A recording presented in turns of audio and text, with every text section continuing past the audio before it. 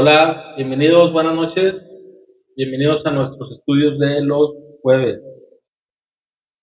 Vamos a continuar con este taller que hemos estado viendo las últimas semanas y vamos a poner este tiempo en manos de Dios.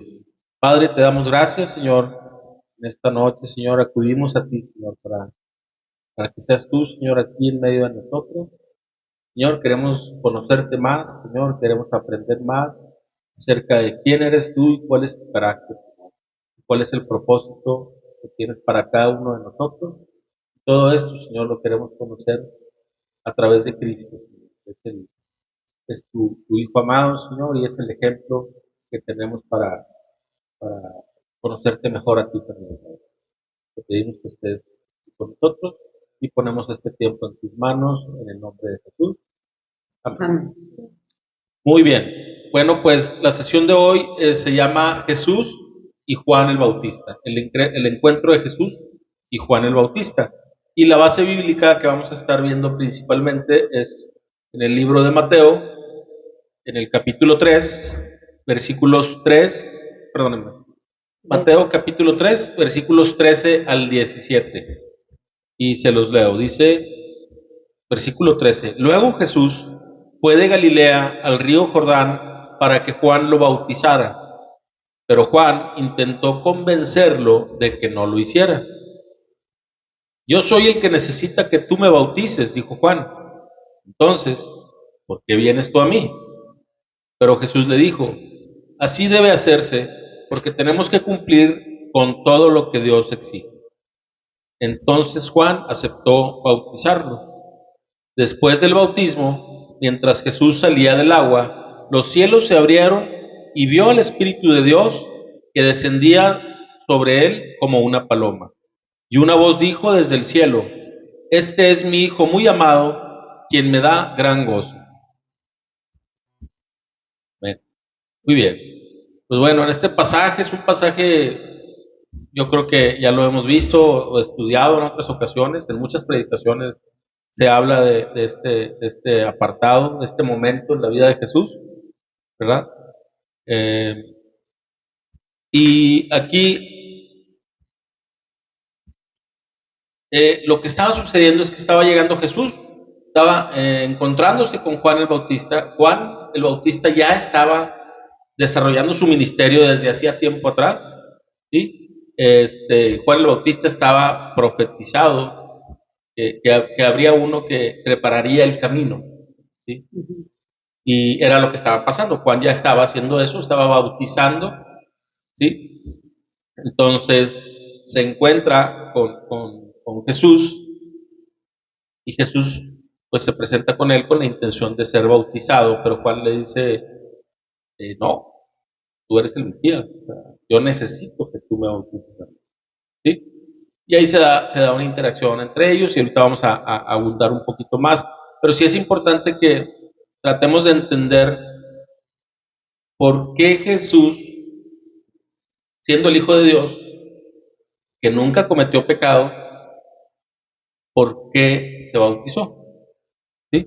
Es una duda muy genuina que todos podemos tener, o una inquietud que puede resultar de leer este pasaje y a ver, bueno, porque como que entendemos algo acerca del bautismo, y ahora nos bautizamos en el nombre de Jesús, ¿sí?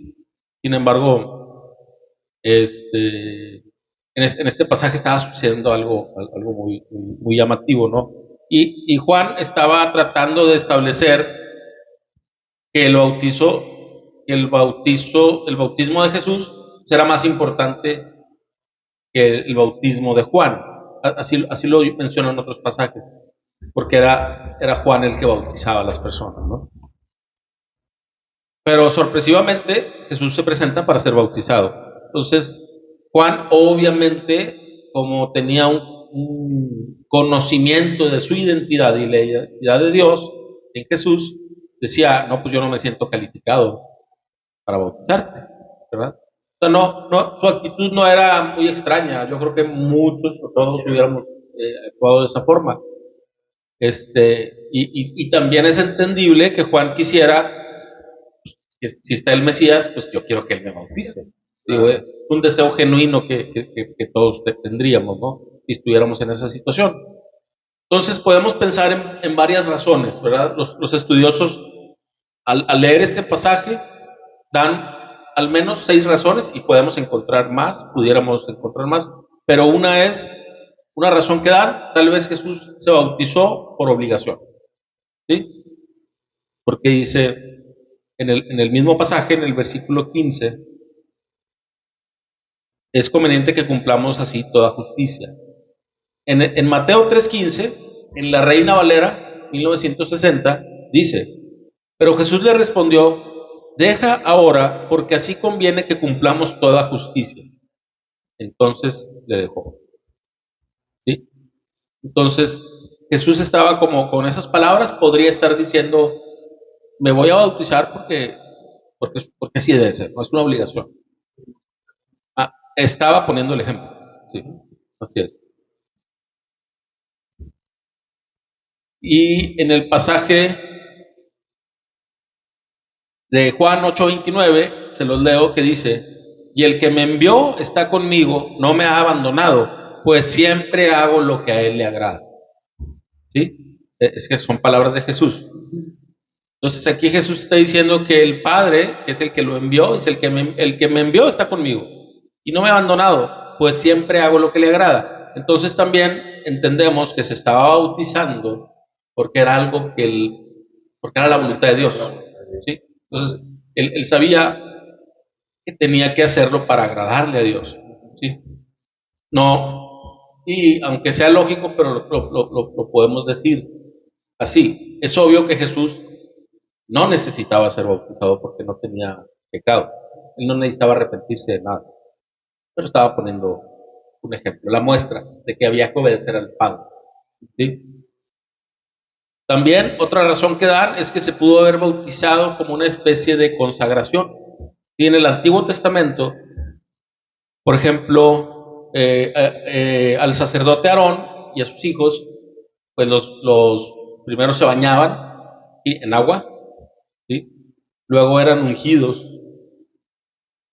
para el ministerio, ¿sí?, como consagrados, eran como ordenados, ¿sí?, para que cumplieran su labor de sacerdotes. Y aquí es como lo del Antiguo Testamento apuntaba hacia esto, ¿verdad? Era como una figura de lo que habría de suceder después. Y Jesús estaba como estableciendo esa práctica, ¿verdad? Se bautizó, se sometió al bautismo de agua y luego descendió el Espíritu Santo en forma de una paloma sobre él. Pero eso la paloma es simbólica, verdaderamente el Espíritu Santo estaba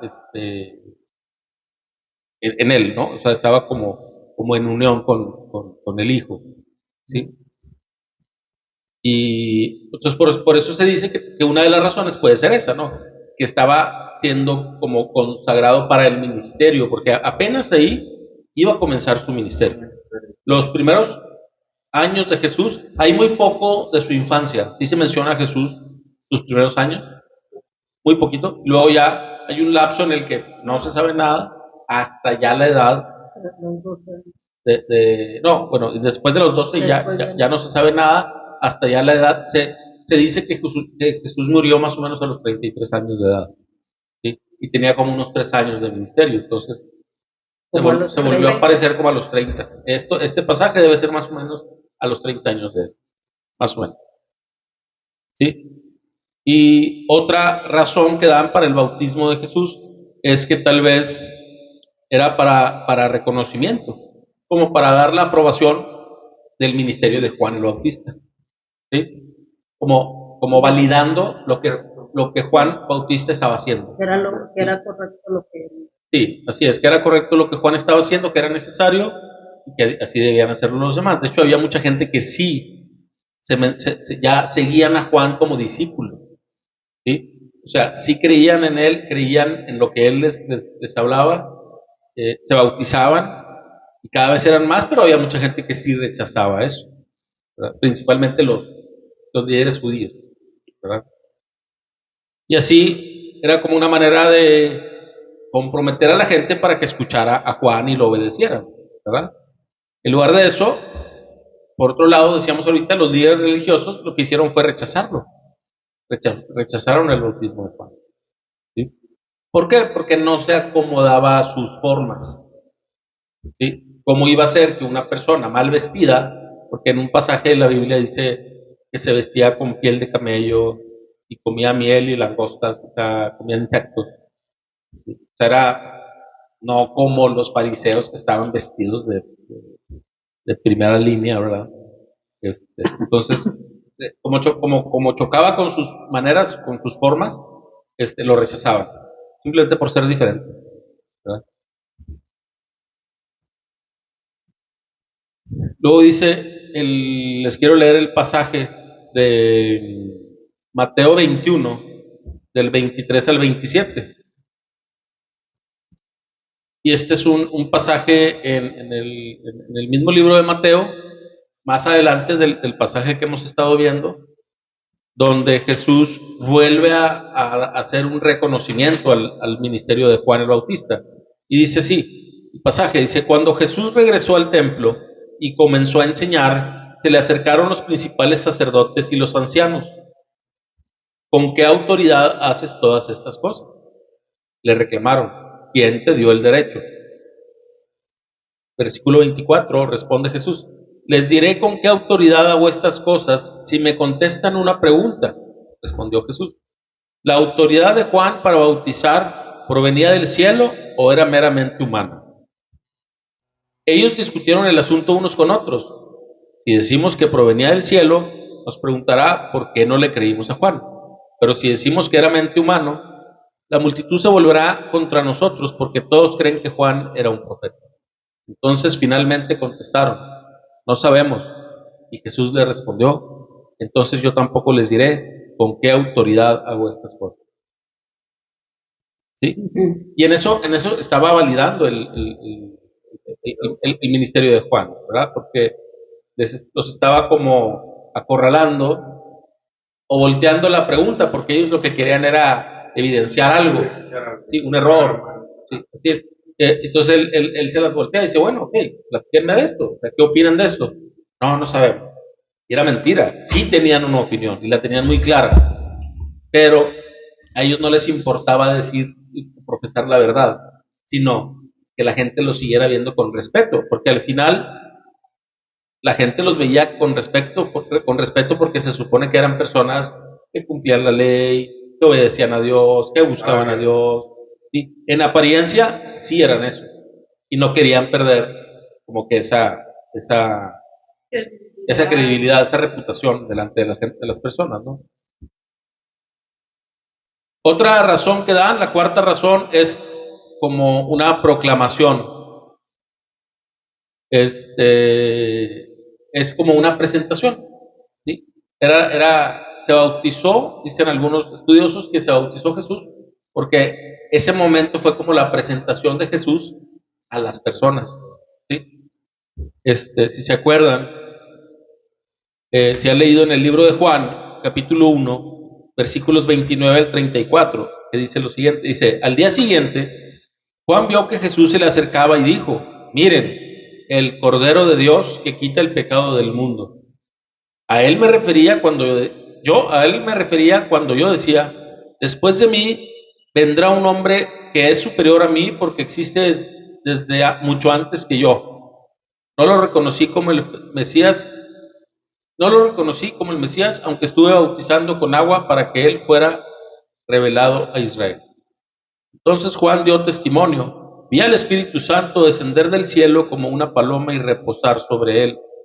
Yo no sabía que era el Mesías, pero cuando Dios me envió a bautizar con agua, me dijo, aquel sobre quien veas que el Espíritu desciende y reposa, es el que bautizará con el Espíritu Santo. Vi que eso sucedió con Jesús, por eso doy testimonio de que Él es el elegido de Dios.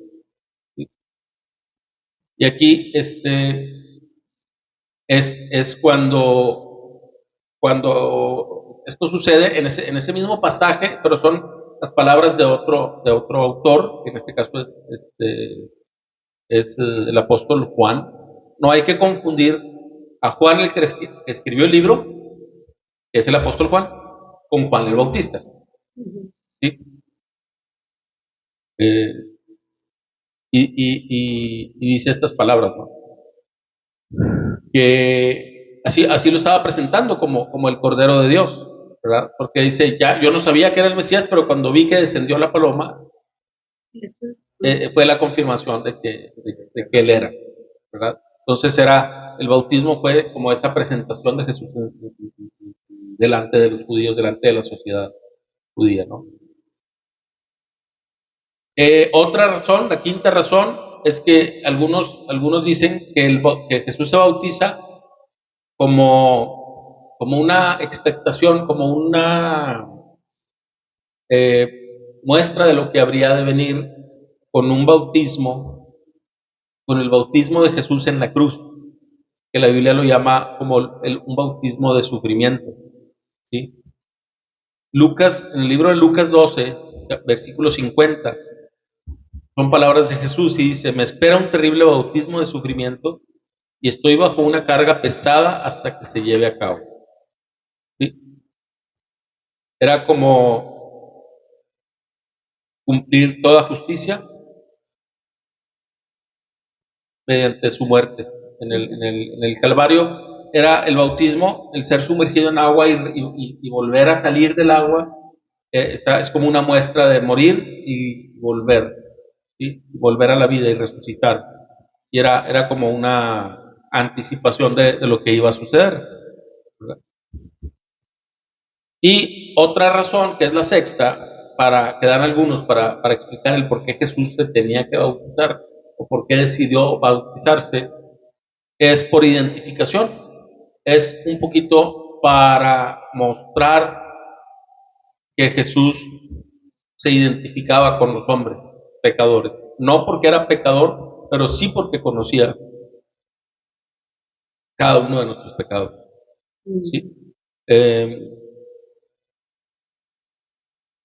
Y luego es curioso porque después de este pasaje del bautismo, de ahí sigue el pasaje donde Jesús es llevado al desierto. Fue llevado por el Espíritu Santo al desierto para ser tentado por Satanás. ¿Sí? Entonces, es como al bautizarse Jesús estaba como anticipándonos también lo que iba a suceder. O sea, cuando nosotros como cristianos, como hijos de Dios, nos bautizamos, pues no es como que ahí se acaban tus problemas y ya acabas tu proceso. Básicamente ahí empieza lo más fuerte como el pasaje de la tentación. Debes esperar. El proceso de santificación es toda la vida, mientras vivas y camines de la mano de Dios, vas a estar en un proceso de santificación y va a haber todo tipo de pruebas, aflicciones, tentaciones. ¿Sí? Entonces tal vez Jesús estaba haciendo como, como empatizando con nosotros, ¿verdad? Era como una muestra de que entendía lo que habría de venir, por lo que tendríamos que pasar también nosotros, ¿no? Luego, hablando un poquito acerca del símbolo del espíritu como paloma, pues es simbólico, ¿verdad? Eh, y es importante porque la paloma la vemos siempre como una ave pacífica, gentil, limpia. Se sabe que las palomas son fieles como pareja, ¿sí? También habla de eso, de la fidelidad, del amor de Dios, ¿no? Y, y aparte sabemos que Cristo nació por el poder del Espíritu Santo, ¿verdad? Él fue concebido por el Espíritu Santo a través de la Virgen, de María siendo virgen, ¿sí? En ese pasaje de Lucas, capítulo 1, versículos 34 y 35, el ángel le está explicando a María lo que iba a pasar, que le está diciendo que ella iba a tener un hijo, y en el versículo 34 ella responde, pero ¿cómo podrá suceder esto? Le preguntó María al ángel, soy virgen. Y el ángel le contestó: el Espíritu Santo vendrá sobre ti y el poder del Altísimo te cubrirá con su sombra. Por lo tanto, el bebé que nacerá será santo y será llamado Hijo de Dios. ¿Sí? Y aparte de nacer por el Espíritu, también recibió el poder del Espíritu para su vida y testimonio, y su vida y ministerio. Por eso, eh, pues Jesús podía hacer lo que hacía. Jesús no hizo trampa. Se entiende y se sabe a través de la Biblia que Jesús fue 100% hombre y 100% Dios. ¿Sí? En su papel de hombre, él no hizo trampa, ¿sí? Sino ¿sí? Fue como cualquier otro con el poder del Espíritu Santo. Lo que sí tenía era una perfecta comunión con el Padre y con el Espíritu Santo. Entonces el Espíritu se manifestaba sin limitaciones. ¿Sí? Sí, y operaba de esa forma. ¿Sí? Pero era por el poder del Espíritu que estaba obrando en él, ¿verdad? Entonces, algo interesante es que en el pasaje del bautismo de Jesús está él bautizándose, luego baja la paloma y luego al final del pasaje vimos que se oye una voz del cielo que dice: este es mi Hijo amado en quien tengo complacencia. ¿Sí? Entonces, estamos viendo, aquí se habla, queda revelada la Trinidad de Dios, que es importante, es un concepto teológico muy importante. Entender o tratar de tener una idea de la naturaleza de Dios es importante. Hay quien niega el concepto de la Trinidad porque lo confunden con otros conceptos. Pero aquí es innegable que está el Hijo, que está el Espíritu Santo y el Padre, y al mismo tiempo. Y es el único ser que es tres en uno. No son tres dioses, es uno solo, pero tiene tres formas. No hay nada en la creación o en la naturaleza, en lo que nosotros vemos, que podamos compararlo con él, con esa naturaleza. Hay quien lo trata de explicar de alguna forma, ¿verdad? Pero aún así te quedarías corto. Pero el Padre es Dios, Jesús es Dios el Hijo y el Espíritu Santo es Dios igual. ¿Sí? Y aquí es una manifestación importante. Imagínense nada más lo que pudo haber sentido la gente que estaba ahí presente, porque había mucha gente bautizando. Y escuchar, o sea, una voz, fue una voz audible, ¿sí? Y todos lo escucharon. Ya, entonces eran momentos muy, muy, muy especiales, y por eso quedan en la Biblia, ¿no?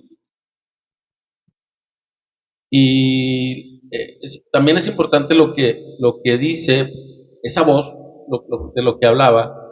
También hay un salmo que era como profético para esto, es del Salmo 2:7, que dice: el rey proclama el decreto del Señor. El Señor me dijo: tú eres mi hijo, hoy he llegado a ser tu padre.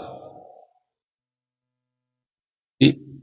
Y en Isaías 42:1 dice: miren a mi siervo al que yo fortalezco, él es mi elegido, quien me complace. He puesto mi espíritu sobre él hará justicia a las naciones. Y bueno, aquí en el libro de Isaías, tanto en el libro de los Salmos, pero en ese pasaje de Isaías está como muy directamente relacionado, el pasaje de Isaías se escribió cientos de años antes de que Jesús fuera bautizado. Isaías 42:1, te los repito, dice: miren a mi siervo al que yo fortalezco, él es mi elegido, quien me complace. He puesto mi espíritu sobre él hará justicia a las naciones. ¿Sí? Y aunque se usan palabras distintas, la idea es exactamente la misma, porque dice, ¿perdón? Sí, sí, sí,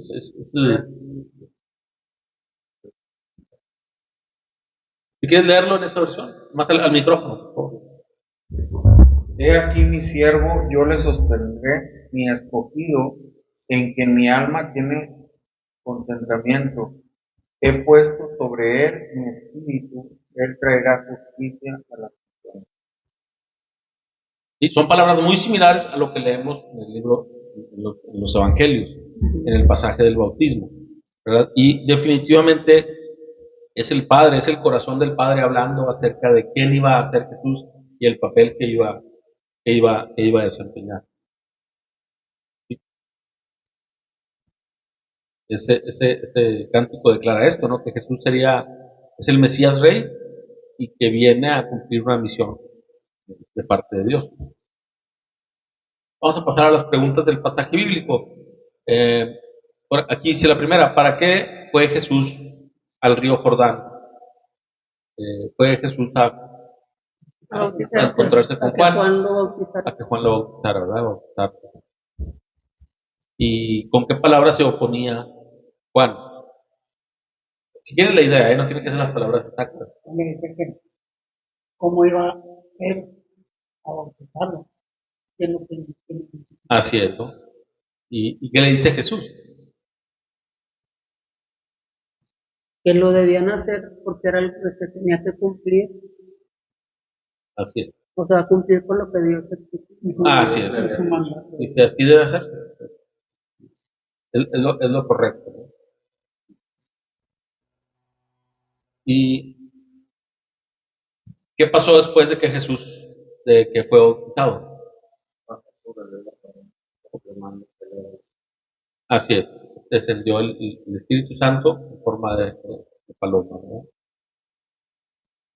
¿Y qué se escuchó desde el cielo? La voz que se escuchó, ¿qué decía? Este es mi hijo amado, quien me da gran gozo. En quien tengo complacencia, ¿no? Muy bien. Aquí hablamos un poquito, ahorita que platicábamos en la introducción de los comentarios, que estamos tratando de ver las razones por las que Jesús se habría bautizado. Y una de ellas la mencionábamos como, las primeras fueron por obligación, ¿no? Como por obediencia, ¿sí? Y bueno, esto nos lleva a la pregunta: ¿cuál será la finalidad de que haya reglas? ¿Sí? ¿Por qué Dios pondría mandamientos y reglas? ¿Sí? A veces podemos creer que, pues, como que pues sería más fácil si no nos pusiera tantos mandamientos, ¿no? ¿Sí? O reglas para hacer las cosas. Por comodidad quisiéramos vivir a nuestra manera. Obviamente esto es muy necio, pero a veces así actuamos, ¿no? Fíjense lo que dice el libro de Romanos, capítulo 13, y esto está muy ad hoc a la época, a la temporada. Vamos a hablar acerca de las autoridades, pero al mencionar o hablar del concepto de autoridades, los invito a que pensemos en las reglas que Dios pone y las autoridades que pone para cuidar las reglas, ¿sí? O sea, los gobernantes, las autoridades, son importantes para Dios. Tanto que dice en el libro de Romanos capítulo 13, toda persona debe someterse a las autoridades de gobierno, pues toda autoridad proviene de Dios. Y los que ocupan puestos de autoridad están allí colocados por Dios.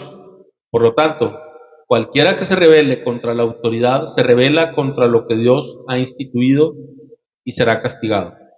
Pues las autoridades no infunden temor a los que hacen lo que está bien, sino a los que hacen lo que está mal. ¿Quieres vivir sin temor a las autoridades? Haz lo correcto y ellas te honrarán.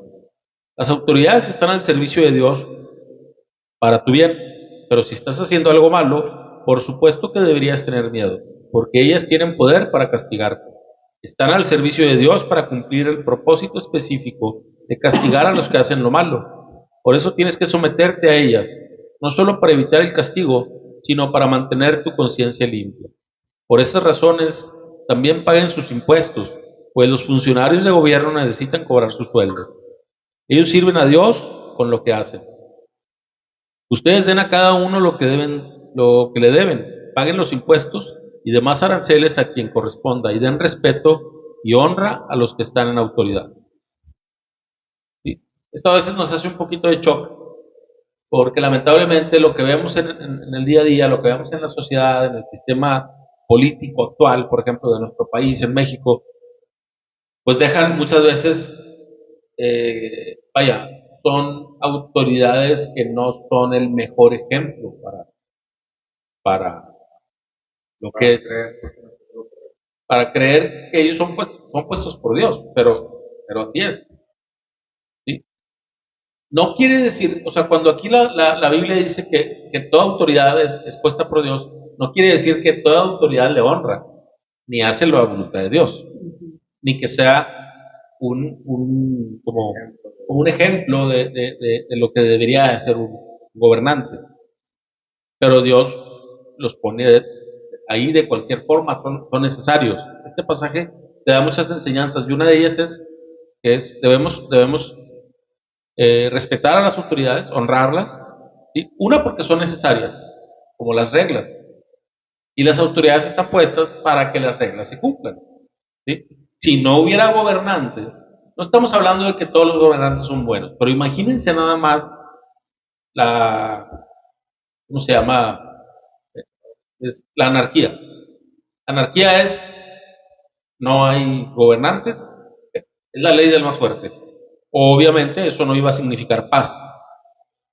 Sí necesitamos gobernantes que hagan su trabajo, ¿sí? Obviamente va a haber el que lo haga mejor o el que te caiga mejor o a lo mejor el que sí, con el que concuerdas con sus ideas, otro con el que no concuerdas, por eso hay elecciones en una democracia, ¿sí?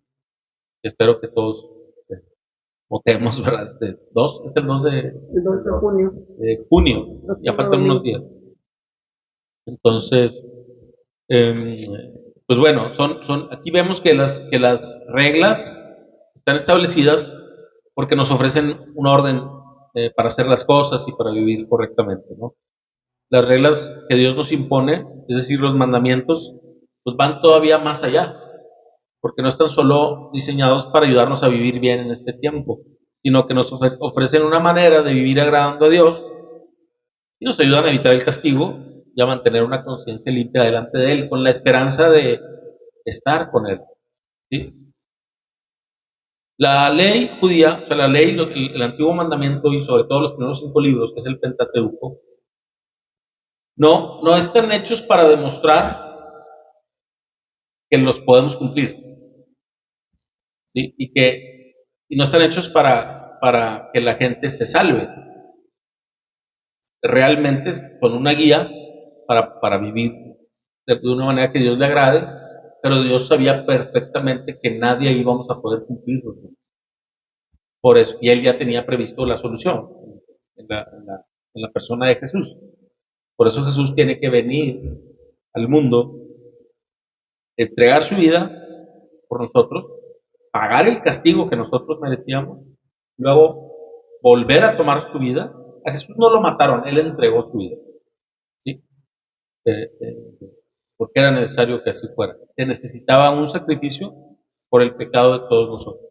Y ninguno de nosotros puede pagar por nosotros, ¿sí? ¿Por qué? Porque nosotros somos pecadores.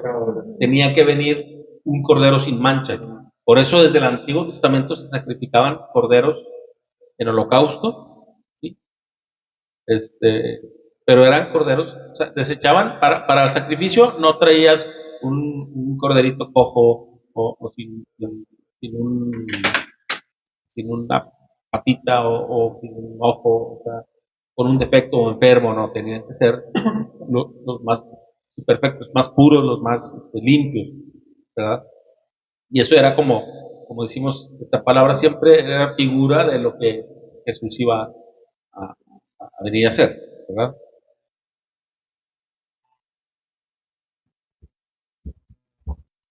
Ahora, otra pregunta dice, ¿deben nuestras autoridades ser un ejemplo con su conducta? Pues sí, ¿verdad? Debería. Sí, sí. Lamentablemente muchos ignoran que están puestos ahí y que tienen una responsabilidad delante de Dios, ¿sí? Porque generalmente la naturaleza pecaminosa hace que las personas que no tienen temor de Dios y que no están interesados en buscarlo y agradarle y conocerlo y rendirse a sus pies, pues quieren estar en el gobierno, quieren estar en una posición de poder para su propio bien, para su propio beneficio. Sí, pero el libro de Romanos, capítulo 2, versículos 17 al 24, dice lo siguiente. Dice, tú que te llamas judío, confías en la ley de Dios y te jactas de tu relación especial con Él. Tú sabes lo que a Él le agrada, sabes bien lo que es correcto, porque se te ha enseñado su ley. Estás convencido de que eres guía para los ciegos y luz para los que andan perdidos en la oscuridad. Piensas que puedes instruir al ignorante y enseñar a los niños los caminos de Dios, pues estás seguro de que la ley de Dios te da pleno conocimiento y toda la verdad. Ahora bien, si tú enseñas a otros, ¿por qué no te enseñas a ti mismo? Predicas a otros que no se debe robar, pero tú robas. Dices que está mal cometer adulterio, pero tú cometes adulterio. Condenas la idolatría, pero tú usas objetos robados de los templos paganos. Te sientes muy orgulloso de conocer la ley, pero deshonras a Dios al quebrantarla. No es extraño que las escrituras digan, los gentiles blasfeman en el nombre de Dios por causa de ustedes. ¿Sí? Y aquí lo que podemos extraer, hablando de este tema de las autoridades y el ejemplo que ponen, en el libro de Romanos se le está hablando a los judíos que ellos teniendo la responsabilidad de conocer la ley y de enseñarla, enseñaban bien, pero no hacían lo que predicaban. ¿Sí? Entonces, ellos eran, al ser líderes, ¿sí? Líderes religiosos, eran una especie de autoridad religiosa y estaban llamados, pues, a ser el primer ejemplo, ¿sí? De lo que estaban predicando. Y como siempre hacemos, cuando hablamos de los judíos, siempre lo tenemos que traer a nosotros. ¿Qué tenemos que hacer? ¿Sí? Si yo estoy estudiando las escrituras, si estoy aprendiendo de la Biblia, ¿sí? Pues va a haber, Dios me va a hablar, Dios me va a enseñar cosas que voy a querer transmitirlas a alguien. Entonces, siempre debemos cuidar que esas enseñanzas también sean para nosotros. Porque a veces nos fascinamos con la Biblia. Pues de hecho, comúnmente así es. La Biblia es tan rica que cada que la lees, wow, Dios te habla, te da un mensaje, ¿no? Y a veces es como algo que tú quieres que alguien más conozca, pero tenemos que cuidar de no caer en este error de los judíos, ¿sí? Que sí estaban dando muy buenas clases, pero no estaban practicando lo que predicaban. ¿Sí? Y yo creo que es una enseñanza importante. Tal vez no lo hagamos desde una posición de autoridad, o tal vez sí, porque si tú eres padre de familia o madre, tienes autoridad sobre tus hijos y tú les vas a enseñar la verdad. Entonces ellos no solo quieren escuchar, no solo necesitan escuchar las palabras que dice la Biblia, sino el ejemplo que tú les pones con tu vida, si necesitan verlo. Entonces, creo que podemos aprender eso de este pasaje, ¿verdad? Y aquí una pregunta, que como siempre hacemos preguntas retóricas, ¿verdad? Que se responden solas, pero es para partir de un punto. ¿Jesús se conducía según su propia voluntad y sus propios deseos? Pues no. Juan 5:30 dice, yo no puedo hacer nada por mi propia cuenta. Juzgo según Dios me indica. Por lo tanto, mi juicio es justo. Porque llevo a cabo la voluntad del que me envió y no la mía. Lo dice muy claro, ¿verdad? Y obviamente cuando Jesús está diciendo, así es como yo funciono, pues nos está diciendo, tú estás para cumplir la voluntad de Dios, no la tuya. En todo, en cualquier aspecto de tu vida, cualquier aspecto de nuestras vidas. Y en el libro de Juan, capítulo 6, versículo 38, dice algo parecido, porque les habla así, pues he descendido del cielo para hacer la voluntad de Dios, quien me envió, no para hacer mi propia voluntad. Y o sea, lo confirma, ¿verdad? En un capítulo más adelante. Otra pregunta interesante es, ¿por qué el Padre se sentía complacido con la vida de Jesús, con la persona de Jesús? Y tiene mucha relación con lo que acabamos de decir. Así es. Dice el libro de Juan, capítulo 8, versículo 29. Y el que me envió está conmigo, no me ha abandonado, pues siempre hago lo que a él le agrada. De hecho, ahorita lo habíamos, creo que lo habíamos leído. ¿Sí? Dice, el que me envió está conmigo, no me ha abandonado. Y siempre hago lo que a él le agrada. Entonces, Dios se agrada cuando nosotros cumplimos su voluntad y lo obedecemos. ¿Sí? Hay mandamientos y hay principios de Dios que son muy claros y a veces ni esos queremos cumplir. A veces queremos mezclarle con nuestra voluntad y ya no es lo mismo. ¿Sí?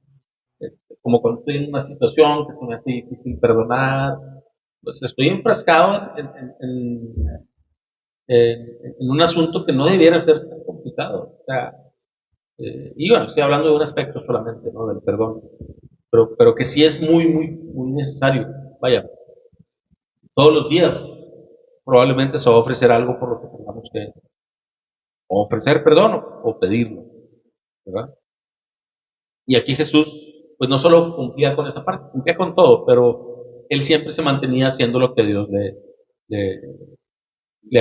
sí, así es, lo que él le ordenaba, lo que él le indicaba, ¿no? La voluntad de Dios. Dice el libro de Juan, capítulo 10, versículos 17 al 18. El Padre me ama porque sacrifico mi vida para poder tomarla de nuevo. Nadie puede quitarme la vida, sino que yo la entrego voluntariamente en sacrificio, pues tengo la autoridad para entregarla cuando quiera y también para volver a tomarla. Esto es lo que ordenó mi Padre. ¿Sí? O sea, es la autoridad del Padre le delega esa responsabilidad y con la responsabilidad el poder para hacerlo, ¿verdad? Y aquí lo dice muy claro. Por eso sabemos, por este tipo de pasajes, sabemos perfectamente que Jesús, sí, Dios sí permitió todo lo que él sufrió, pero era parte del plan. De hecho, estaba profetizado. Muchas de las cosas que pasaron en ese momento, en el camino al Calvario, en el camino a la cruz, ¿sí? Todo lo que pasó en el camino, que lo latigaron, lo maltrataron, lo humillaron, le hicieron de todo, lo insultaron, todo estaba profetizado. ¿Sí? Hay una cantidad importante de profecías que se cumplieron en ese pasaje. Vaya, en ese tiempo, más de 300 profecías. Es solo para su vida, muerte y resurrección. ¿Sí? Sí, solo en ese momento, o sea, más. Todo lo que se habrá de cumplir en su segunda venida es increíble, ¿no? De hecho, no hay una mente que pueda captar tanto de lo que Dios nos va a cumplir, todas las promesas que Dios va a cumplir. ¿Sí? Sí tenemos una referencia muy importante en la Biblia y hay muchos estudios que hablan acerca de los últimos tiempos y de lo que Dios tiene preparado, pero aún así nos vamos a quedar bien cortos. O sea, lo que vamos a experimentar en ese momento es indescriptible. Cosas, dice la Biblia, que ojo humano no vio, ni oído escuchó, ni nadie sabe ni sabrá. Hasta ese momento. Y pasamos a las preguntas personales. ¿Te bautizaste después de recibir a Cristo como tu Salvador? Algunos sí, todavía no, estamos en ese proceso, ¿verdad? Y es normal, cada quien tiene su tiempo. Es importante hacerlo cuando ya sepas de qué se trata y qué implica. Aquí vamos a leer el libro del pasaje del libro de los Hechos, capítulo 2, versículos 37 al 41. Bueno, voy a hacer un paréntesis para recordar un poquito lo que hablamos hace rato, que es el pasaje del bautismo de Jesús fue más o menos a los 30 años de edad. ¿Ok? ¿Por qué? ¿Por qué es importante la edad? Porque se supone que tú te bautizas cuando ya has tomado una decisión de seguir a Cristo. ¿Sí? Y cuando ya eres responsable de tus decisiones. ¿Sí? Así es. Entonces, el bautismo en infantes en la Biblia no existe. Por eso es en adultos. ¿Sí? Se espera que tomemos una responsabilidad acerca de esto. En el libro de los Hechos, capítulo 2, versículos 37 al 41, dice lo siguiente. Sí, 3, 7, 4, 1. Bueno, si alguien lo quiere leer, adelante. Nada más el micrófono. Al oír esto, se compungieron de corazón y dijeron a Pedro y a los otros apóstoles: Varones hermanos, ¿qué haremos? Pedro les dijo: arrepentíos y bautícense cada uno de vosotros en el nombre de Jesucristo para perdón de sus pecados, y recibiréis el don del Espíritu Santo, porque para vosotros es la promesa, y para vuestros hijos, y para todos los que están lejos, para cuantos el Señor nuestro Dios llamare. Y con otras muchas palabras testificaba y les exhortaba, diciendo: sed salvos de esta perversa generación. Así que los que recibieron su palabra fueron bautizados, y se añadieron aquel día como 3,000 personas. Los que recibieron su palabra fueron bautizados, y se añadieron aquel día. ¿Sí? Aquí estaban los apóstoles predicando, ¿sí? Hablando de Cristo, predicando el Evangelio, y las personas, muchas personas, aquí dice, es una locura, 3,000 personas fueron bautizadas y se sumaron a la iglesia. Y en una sola predicación, como en una campaña de evangelismo, se cuenta, pero bastante gente. Y aquí te habla de que todos ellos que creyeron se bautizaron. Habla de la importancia que tiene este proceso. El bautismo no es para ser salvo. Para ser salvo es solamente arrepentirte de tus pecados y creer en el Evangelio, y con eso pasas de muerte a vida espiritual. ¿Sí? Pero lo que hemos aprendido a través de todo lo que hemos comentado hoy es que el bautismo, así como lo hizo Jesús, es importante. ¿Sí? El bautismo, ¿qué es? En palabras coloquiales, es una expresión pública de tu fe interior. ¿Sí? Le estás diciendo a la comunidad de hermanos, yo creo en Cristo, me bautizo y me uno a Él así es, en espíritu, me uno a Él, y también conlleva otro tipo de responsabilidades, como por ejemplo el beneficio y responsabilidad de poder ser exhortado por mis hermanos si me ven que ando mal. ¿Sí? La exhortación y la guía no es solamente para tus pastores, no es solamente para tus maestros o para los líderes en la iglesia, es entre nosotros, es una responsabilidad que tenemos. Esa es la verdadera cobertura. ¿Sí? Así es como nos cuidamos unos a otros. Después vamos a hablar acerca de ese tema. Otra pregunta personal es, ¿tratas de vivir conforme a los principios de Jesús? Vamos a leer en el libro de Primera de Pedro, capítulo 1, versículos 13 al 21. Se los leo. Dice: así que preparen su mente para actuar y ejerciten el control propio. Pongan toda su esperanza en la salvación inmerecida que recibirán cuando Jesucristo sea revelado al mundo. Por lo tanto, vivan como hijos obedientes de Dios. No vuelvan atrás a su vieja manera de vivir, con el fin de satisfacer sus propios deseos. Antes lo hacían por ignorancia, pero ahora sean santos en todo lo que hagan, tal como Dios, quien los eligió, es santo. Pues las Escrituras dicen: sean santos porque yo soy santo. Recuerden que el Padre Celestial, a quien ustedes oran, no tiene favoritos. Él los juzga o los recompensará según lo que hagan. Así que tienen que vivir con un reverente temor de Él durante su estadía aquí como residentes temporales. Pues ustedes saben que Dios pagó un rescate para salvarlos de la vida vacía que heredaron de sus antepasados. No fue pagado con oro ni plata, los cuales pierden su valor, sino con la preciosa sangre de Cristo, el Cordero de Dios, que no tiene pecado ni mancha. Dios lo eligió como el rescate por ustedes mucho antes de que comenzara el mundo, pero ahora, en estos últimos días, Él ha sido revelado por el bien de ustedes. Por medio de Cristo han llegado a confiar en Dios y han puesto su fe y esperanza en Dios, porque Él levantó a Cristo de los muertos y le dio una gloria inmensa. Muy bien. Aquí habla de algo muy importante que lo vamos a ver a través de toda la Biblia explicado de otras formas, que dice que el rescate, o sea, que Dios pagó un rescate para salvarnos. ¿Sí? El costo fue para Él. Y el costo no fue, por eso nosotros no podremos pagarle nunca jamás por el beneficio que recibimos, porque el precio que fue pagado fue la propia sangre de Cristo. Es que a veces no nos detenemos a pensar en, o sea, ¿por qué el Hijo tenía que sufrir por mí?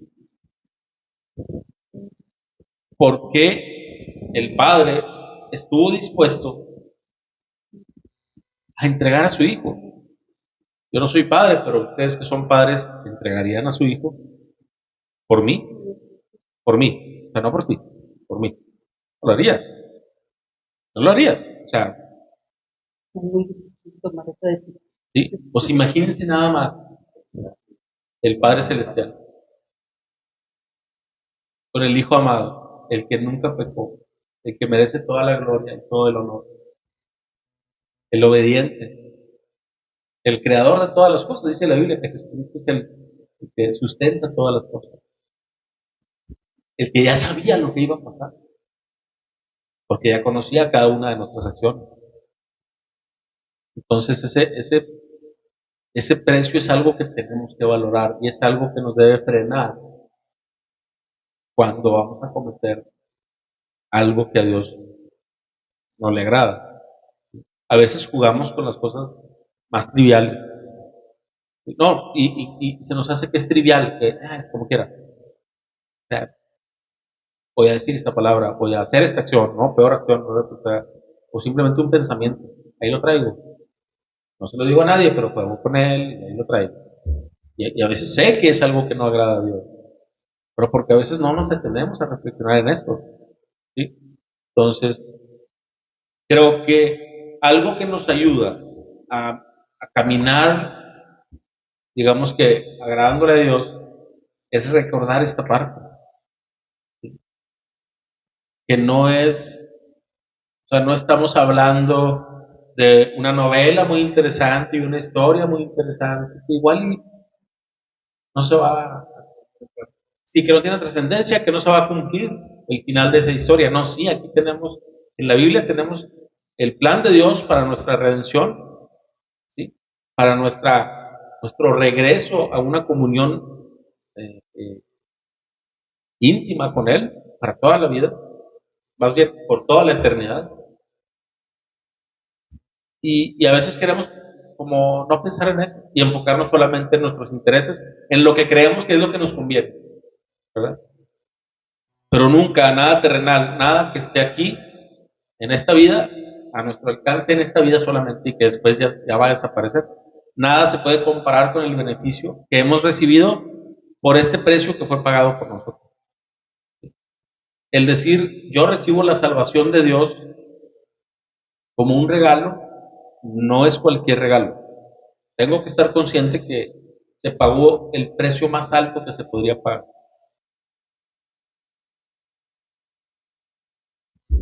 Entonces esto debe ayudarnos a caminar conforme a los principios de Jesús y a los principios de Dios, ¿verdad? ¿Y cómo puedo yo agradarle a Dios? ¿Cómo le puedo demostrar que lo amo? Y pues muchas veces podríamos decir, no, pues yo digo que lo amo. No, pues, sí, ¿quién te va a decir que no? ¿Cómo te demuestro que sí? ¿Cómo te demuestro que no? Entre nosotros podemos hacer así. Con Dios no es así. Con Dios, Él dice, los que aceptan mis mandamientos y los obedecen son los que me aman. Juan 14, versículos 21 al 24. Dice, ¿y por qué me aman a mí? Y porque me aman a mí, mi Padre los amará y yo los amaré y me daré a conocer a cada uno de ellos. Judas, no el Iscariote, sino el otro discípulo con el mismo nombre, le dijo, Señor, ¿por qué te darás a conocer solo a nosotros y no al mundo en general? Jesús contestó, todos los que me aman harán lo que yo diga, mi Padre los amará y vendremos para vivir con cada uno de ellos. El que no me ama no me obedece. Y recuerden, mis palabras no son mías, lo que les hablo proviene del Padre quien me envió. Aquí dice, los que me aman, los que aceptan mis mandamientos y los obedecen, son los que me aman. Es una forma de demostrarle amor a Dios, ¿sí? Obedecerlo. Entonces, si tú ya eres hijo de Dios, si tú ya eres creyente y has recibido el Espíritu Santo, en ocasiones el mismo Espíritu te va a avisar El Espíritu Santo cuando se recibe. cuando Antes crees. del bautismo. Sí. Cuando tú crees, te arrepientes y crees en Jesús como tu Señor y tu Salvador, ahí pasas de muerte a vida y recibes el Espíritu Santo que dice la Biblia que son como las arras, es como una demostración del compromiso, como si Dios te pusiera el anillo de compromiso en el Espíritu, o sea, con el Espíritu Santo, como una garantía de lo que Dios te va a dar. Y aparte porque toda la ayuda que recibes de parte de Dios a través del Espíritu. ¿Sí? Entonces, aquí habla muy claro, lo dice muy claro, los que obedecen, los que los obedecen son los que me aman. ¿Sí? Es una forma de demostrar amor. Y por el contrario, si yo desobedezco a Dios, estoy demostrando que no lo amo. O sea, esto es relevante. O sea, es cómo vivo mi vida. Demostrando que amo a Dios o demostrando que no lo amo. ¿Sí? Y no es algo, o sea, no hay un punto neutral. No sucede que, no, ni fu ni fa, o sea, no, pues ni le agrado ni no le agrado. No, sí. Si no le estoy agradando, tengo que tener mucho cuidado, porque estoy demostrando que no lo amo. ¿Sí? O sea, si no lo estoy obedeciendo, estoy demostrando que no lo amo. Creo que todos los días tendríamos una oportunidad de encontrar algún aspecto de nuestra vida que podamos mejorar en ese aspecto. ¿Sí? Cosas prácticas que yo digo, uy, esto, sabes que lo sigo haciendo y no, sé que no está bien. Corrígelo. Vele demostrando amor cada día a Dios, más amor, más obediencia, es igual a más amor. ¿Sí? Porque lo hacemos porque Él se lo merece, no porque yo quiero ser bueno para agradarme en su favor. No, ya Él ya me salvó. Si he creído en Él como Señor y Salvador, Él ya me salvó. O sea, el agradecimiento ya lo tengo que tener. Y una manera de demostrarlo es así, obedeciendo, ¿no? Ahora, tú has escuchado el Evangelio, has creído en Él, ¿qué haces con ese regalo que Dios te ha dado? ¿Lo enseñas a otros? ¿Y enseñas el Evangelio completo? ¿Sí? El Evangelio verdadero. Vamos a leer en el libro de Segunda de Corintios, capítulos 4, perdóname. Sí, Segunda de Corintios, capítulo 4, versículos del 1 al 6. Sí, Segunda de Corintios 4, del 1 al 6. Si alguien lo quiere leer, adelante. Lauris. No, eh, por lo tanto, ya que Dios en su misericordia nos ha dado este nuevo camino, nunca nos damos por vencidos. Rechazamos todas las acciones vergonzosas y los métodos turbios. No tratamos de engañar a nadie ni de distorsionar la palabra de Dios. Decimos la verdad delante de Dios y todos los que son sinceros lo saben bien. Si la buena noticia que predicamos está escondida detrás de un velo, solo esta, solo está oculta de la gente que se pierde. Satanás, quien es el Dios de este mundo, ha cegado la mente de los que no creen. Son incapaces de ver la gloriosa luz de la buena noticia. No entienden este mensaje acerca de la gloria de Cristo, quien es la imagen exacta de Dios. Como ven, no andamos predicando acerca de nosotros mismos. Predicamos que Jesucristo es Señor y nosotros somos siervos de ustedes por causa de Jesús. Pues Dios, quien dijo que haya luz en la oscuridad, hizo que esa luz brille en nuestro corazón para que podamos conocer la gloria de Dios que se ve en el rostro de Jesucristo. Muy bien. Y habla de esta predicación que están El apóstol Pablo está enseñando a la iglesia de Corinto. Dice la buena noticia, o sea, el evangelio, el mensaje del evangelio, está escondida detrás de un velo, pero solo está oculta de la gente que se pierde. ¿Sí? Y esto me dice algo muy importante, que es, a ver, nosotros debemos predicar la verdad, el evangelio tal cual es, entendiendo que habrá quien lo crea y habrá quien no lo crea. Pero nuestra labor, y vamos a ser juzgados por hablar la verdad completa. En los primeros pasajes, en los primeros versículos dice, decimos la verdad delante de Dios, todos los que son sinceros lo saben bien. Y un poquito antes dice, no tratamos de engañar a nadie ni de distorsionar la palabra de Dios. Es bien importante ser fieles con el mensaje, ¿sí? Y claros con el mensaje. Todos tenemos una responsabilidad, todos estamos llamados a predicar el Evangelio de la manera correcta.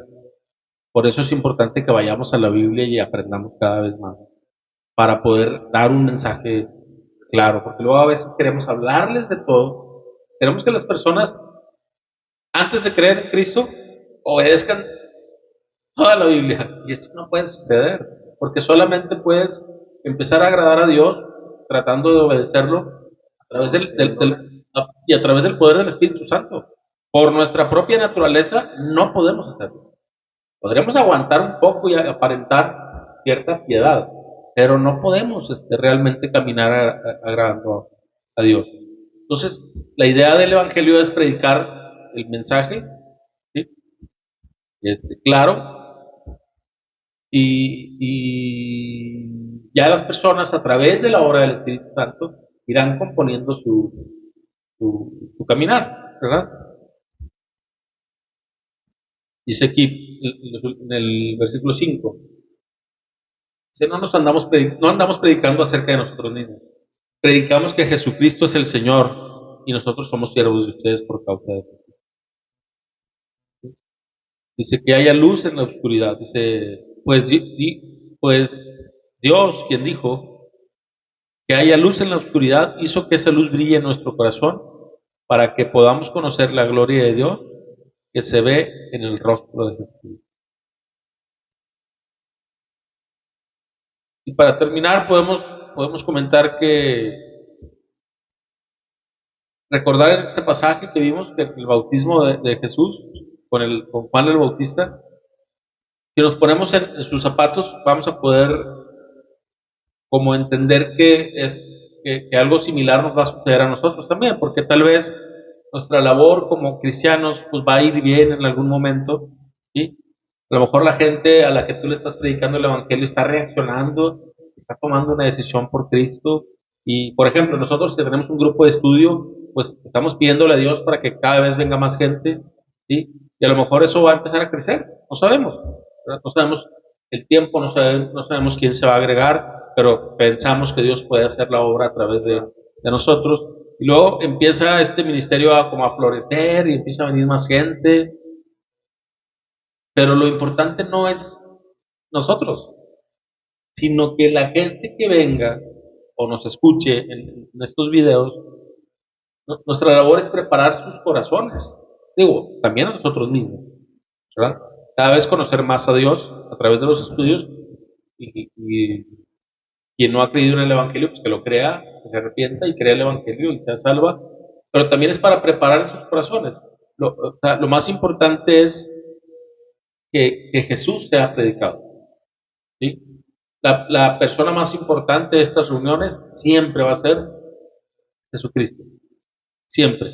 Así nos debemos mantener y las personas que vayan llegando a estas reuniones, que eso sea lo que nosotros busquemos mostrarles, ¿sí?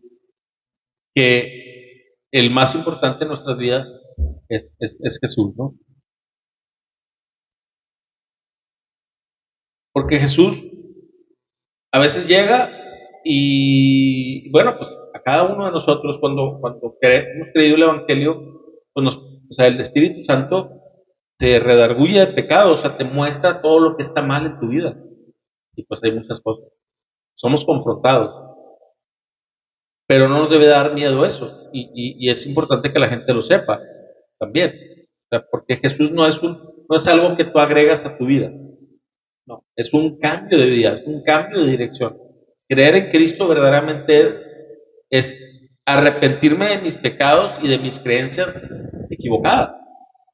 Yo no puedo seguirme aferrando a mi pasada manera de vivir y creyendo que Jesús está de mi lado.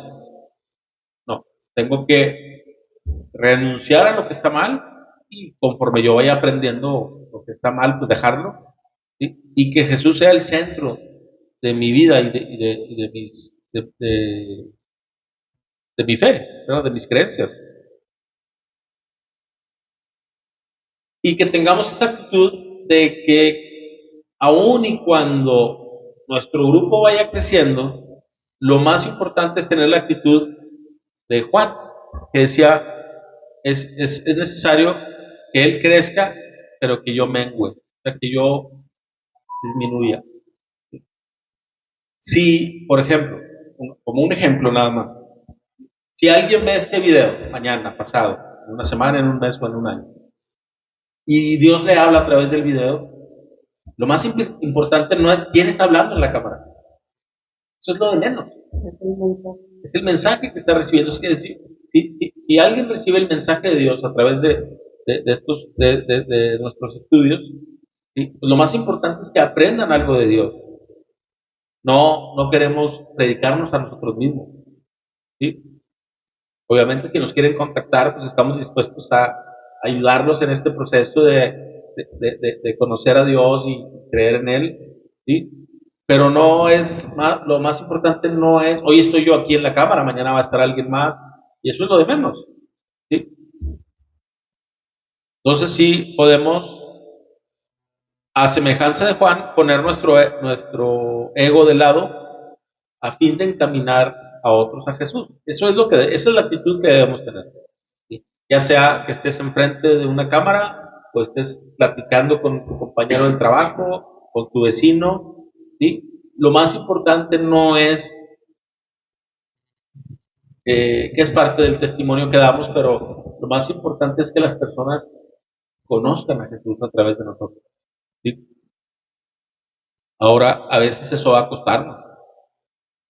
¿Sí? Costarnos en el sentido de pues alguien te puede rechazar, sí, básicamente eso sucede mucho, pero aún así debemos estar dispuestos, porque nuestra recompensa no es en este tiempo, no es estar bien con las personas, aunque sí queremos y estamos llamados a estar en paz con todos, pero nuestra recompensa es a futuro, es en la vida eterna. ¿Sí? Entonces, que eso nos mueva a predicar el Evangelio, a obedecer a Dios, a vivir de una manera que Dios le agrade, que esa es otra forma de predicar. Por ejemplo, a nuestros hijos, a los más pequeños, a los que vienen atrás de nosotros, la mejor manera es el ejemplo. ¿Sí? Si le voy a hablar del amor de Dios, ellos tienen que percibir el amor en mí, hacia ellos. O mi vecino, ¿cómo le predico de Cristo si tengo un conflicto con él? Por eso a veces yo no soy más importante, no a veces, pero jamás, yo seré más importante, mis intereses serán más importantes que los de Dios. ¿Sí? Porque si Dios te pone la inquietud, por ejemplo, le voy a hablar a mi vecino de Cristo, cerca de Cristo, pero me lo guardo porque por algún motivo mundano, ¿verdad? Pues ya eso ya no es la voluntad de Dios. ¿Sí? La voluntad de Dios es que nadie se pierda. ¿Sí? La gente se pierde porque lo rechaza, ¿sí? Pero eso no es lo que Dios quiere. Hasta el más malvado, si se arrepiente, va a recibir la misma gracia que nosotros. Entonces estamos llamados a eso, ¿verdad? Vamos a concluir con el estudio, reflexionando, llevándonos de tarea esta reflexión de estar en esta actitud de predicar el Evangelio de una manera clara y completa, sin distorsionar la verdad, ¿sí? Para que la gente también tenga acceso a la verdad. Jesús dijo, yo soy el camino, la verdad y la vida. Nadie viene al Padre si no es por mí.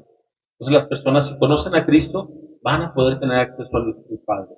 al Cristo de la Biblia, ¿sí? Porque en una cultura como la nuestra, todo el mundo sabe quién es Cristo, pero su verdadera identidad y lo que Cristo pide y ofrece no es tanto así.